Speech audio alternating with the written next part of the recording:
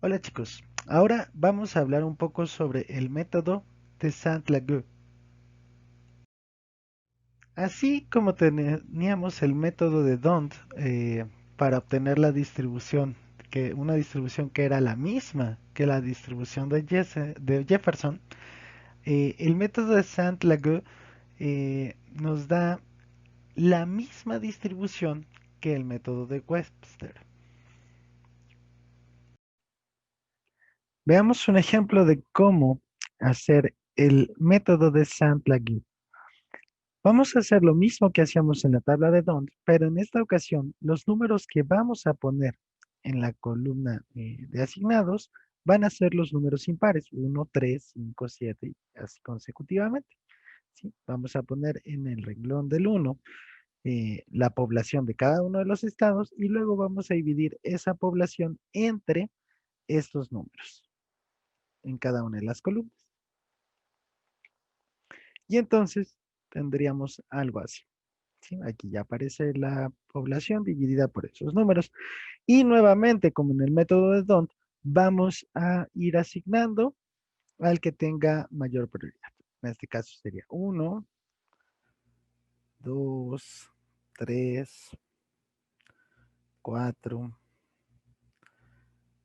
5, 6, 7, 8, 9, 10. Siempre vamos a ir eligiendo el que tenga mayor prioridad, es decir, el que tenga el número más grande no asignado.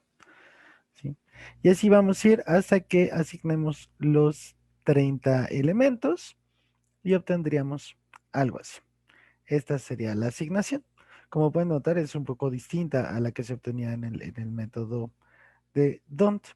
Y la demostración de que este método de Saint-Lagueux y el método de Webster dan la misma distribución es muy similar a la que vimos con el método de D'Hondt y el método de Jefferson.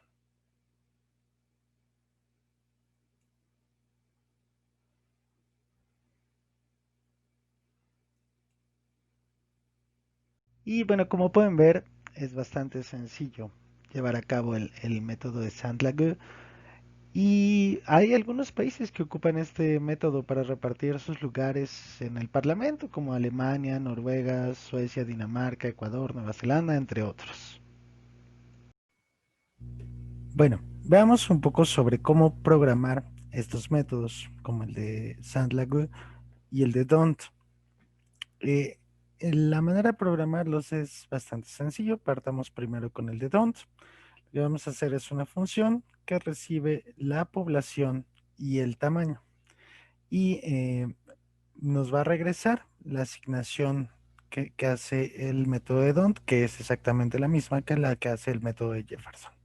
Entonces, primero que nada, vamos a llamarle estados, el número de estados, ¿sí? Que es justamente pues, la longitud del vector de poblaciones, ¿sí? Y vamos a hacer un vector de elementos donde se irán guardando los elementos asignados y lo vamos a inicializar en cero, ¿no? Un cero por cada uno de los estados.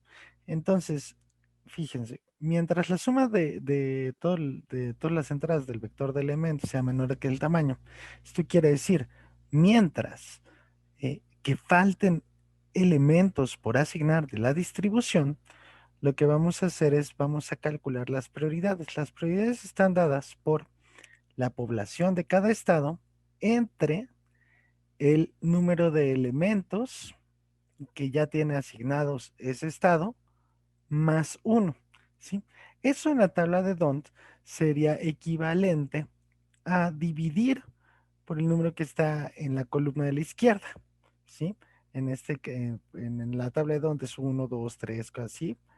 eh, y aquí, pues, justo conforme vayamos agregando elementos, lo vamos a ir como actualizando, ¿no? Al dividir entre el y elementos en i más uno, en realidad lo que estamos haciendo es como el proceso de tachar, ¿no? El que estaba hasta arriba y así asignamos las prioridades.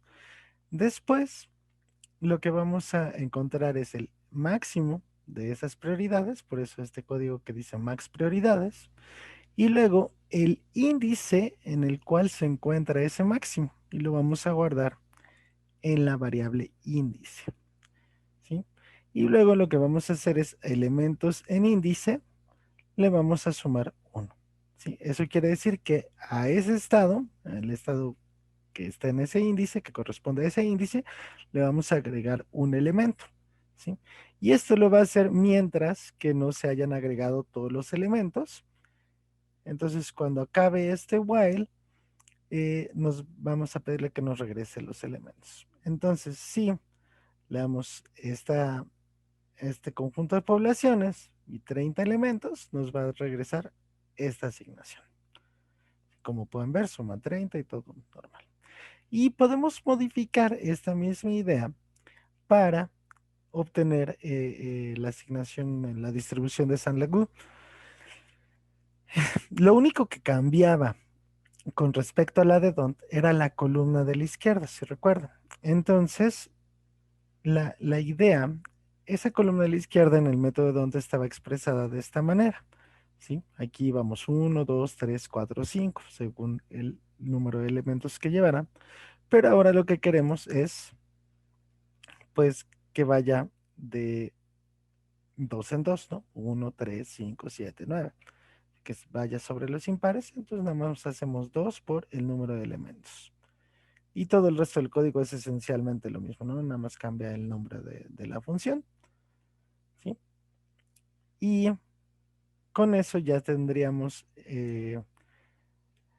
dos funciones que nos regresan el método, la distribución que genera el método de Dont, que es el mismo que el de Jefferson, y la de Saint-Lagu, que es la misma que el de Webster.